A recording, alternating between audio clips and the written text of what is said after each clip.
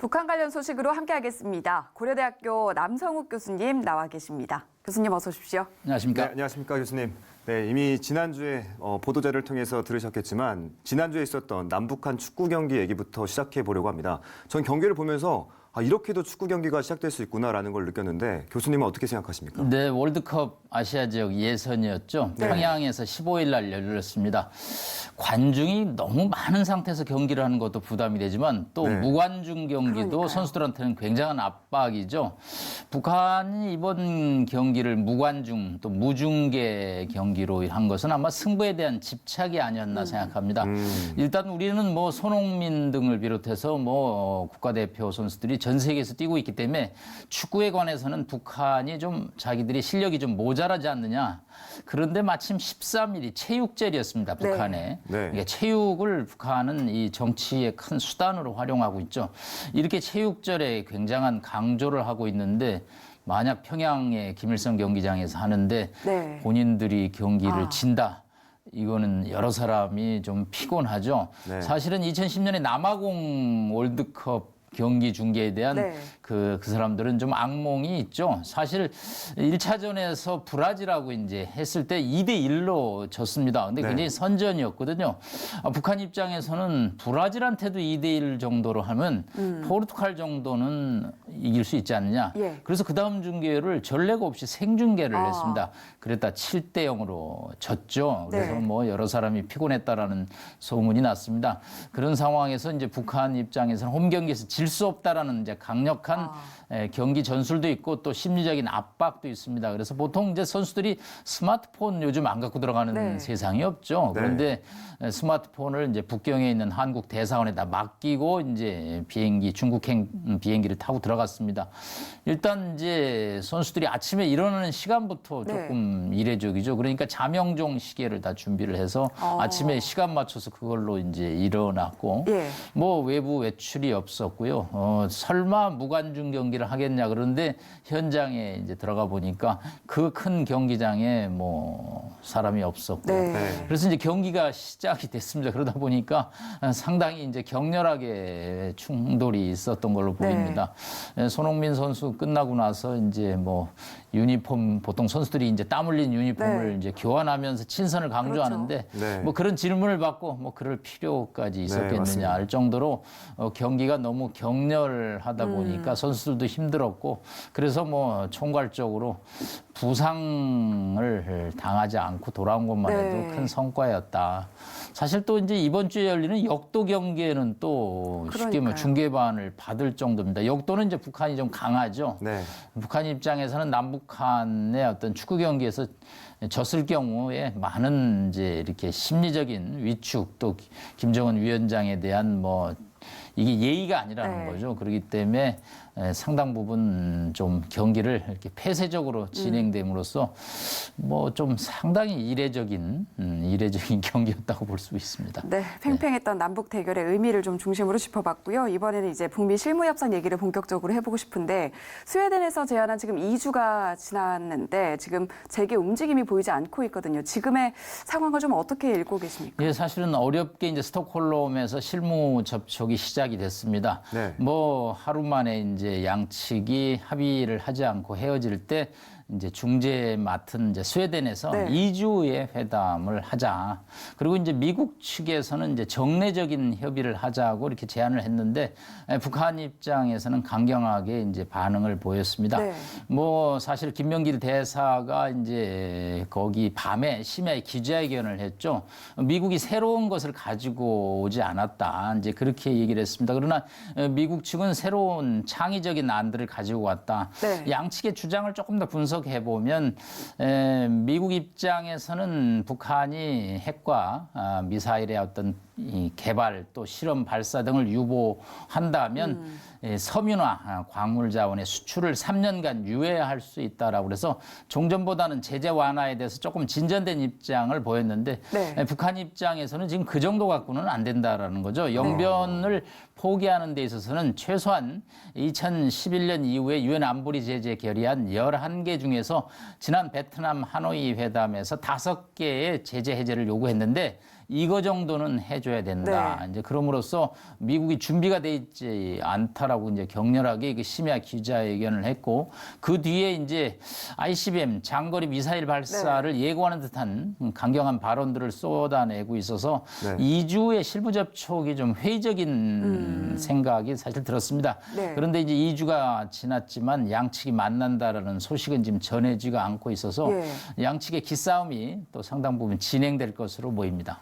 네, 그런가 하면 교수님 그 실무 협상이 결렬된 이후에 트럼프 대통령이 이렇다 할 언급이 없습니다. 이건 어떻게 해석해야 될까요?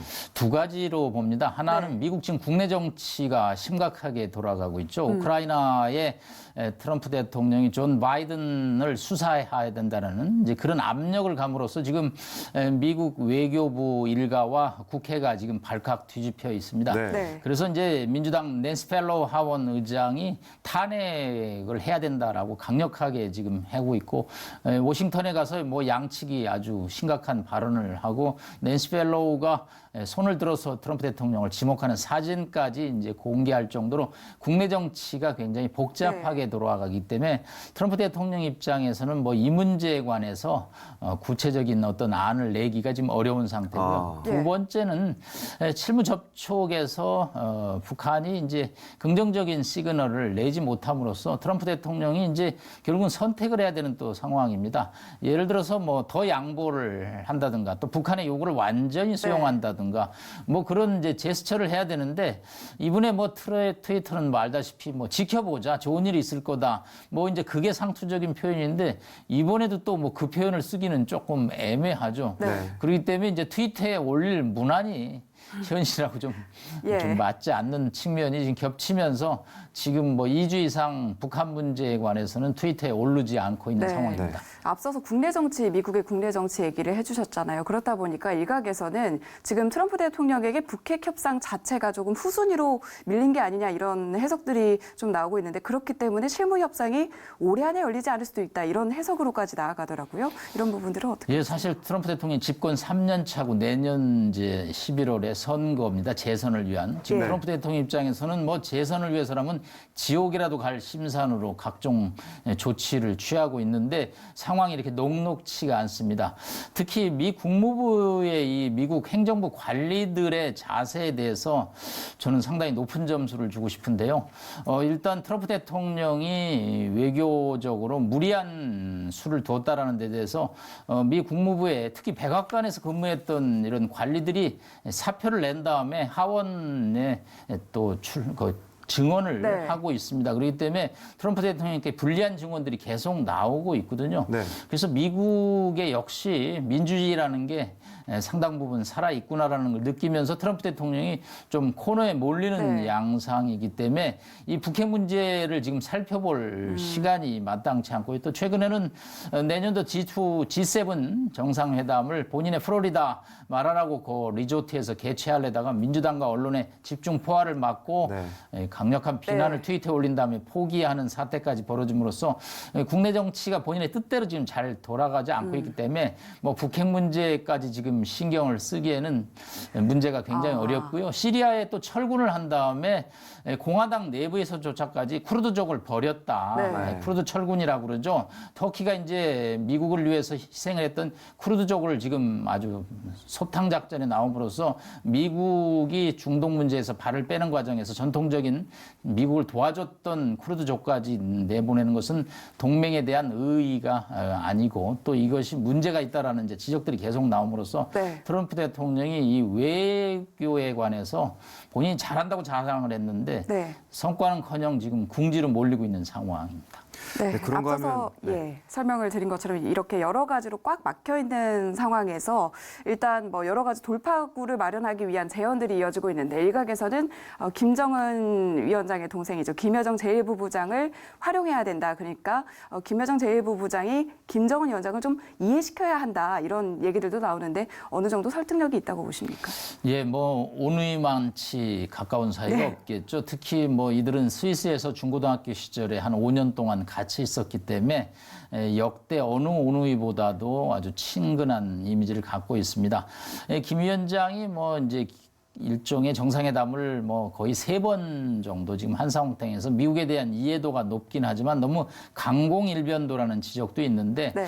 아무래도 또 김여정 부위원장 입장에서 이런 문제를 오빠한테 좀 허심탄회하게 이 일반 관료들이 감히 자신의 지도자한테 못하는 얘기를 설득하는 것이 좋지 않겠냐. 하지만 이 문제에 관해서 어디까지 진도를 나갈지 저는 조금 회의적인 생각입니다. 왜냐하면 아무리 온의가 아니지만 국가 통치에 또 네. 하나의 구조가 있는데 이 김여정 부위원장이 오빠를 설득해서 대미 정책을 좀 유연하게 가고 도발을 자제하는 시나리오가 가동될지는 조금 더 지켜봐야 될 것으로 보입니다. 네, 교수님 그리고 또 북한 얘기를 좀 이어서 나가자면 지난주에 김 위원장이 백마를 타고 백두산에 올라간 사진이 공개가 됐는데 미국 압박용이다 이런 분석도 있었어요. 그런데 영향을 준 건지 모르겠지만 미국이 북한 체제 보장 이런 얘기까지 나왔습니다. 교수님 어떻게 생각하십니까? 근데 그 말이 이제 3마리가 오늘 저 앞에 이제 김정은 위원장이 탔고 두 번째 뭐 김여정도 네. 탔고요. 다른 말들은 약간 백마에다가 까만 털들이 섞였는데 네. 김정은 위원장 탄 말은 완전히 네, 백마죠. 지금 화면에도 나오네요. 네, 지금 굉장히 추운데. 예. 네. 저도 저 북한에서 백두산을 가봤는데 네. 이렇게 올라가는 도로에서 저기가 이제 백무도로라고 그래서 삼지연공항에서 백두산 정상까지 올라가는 길인데 저게 한 50분 정도 버스로 갑니다. 네. 거기서 하나 찍었고 이제 정상 근처에 와서 이제 사진을 찍었는데 역시 백마가 아버지 김정일 시대하고 대비가 되죠.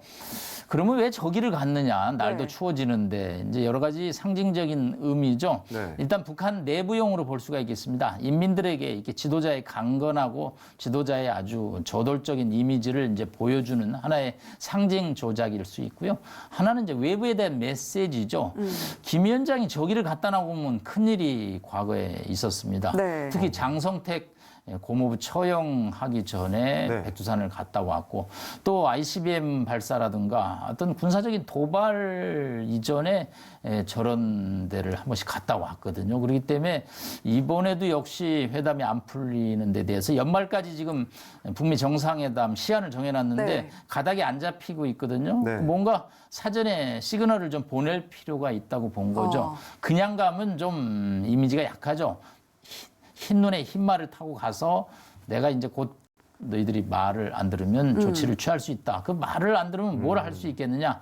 그거는 아무래도 중장거리 미사일 ICBM 발사를 예고하는 것이 아니냐. 그래서 네. 저희가 김정은 위원장이 백두산만 갔다 오면 가슴이 철렁하는 게 네. 뭔가 또 큰일이 일어나는 거 아니냐는 이제 걱정이 되는데 네. 이번 건은 굉장히 북한에서 저 사진을 내보내는데 신경을 많이 쓴 것으로 보이기 때문에 김 위원장의 무슨 액션이 나오지 않을까 하고 지금 걱정을 하고 있습니다.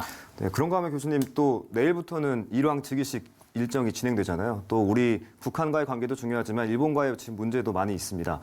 향후 우리나라 정세 어떻게 보는 게 좋을까요? 네, 뭐 국제 정세가 녹록치 않습니다. 이제 특히 한일 관계가 상당히 얼어붙은 상황인데 이제 일왕 즉위식을 기점으로 해서 이낙연 총리가 이제 방일을 하죠. 그래서 네. 이제 일종 정상 간 회담을 합니다. 일단 문 대통령의 친서를 가지고 가서 전달을 한다. 이렇게 지금 보도가 되고 있고요. 네.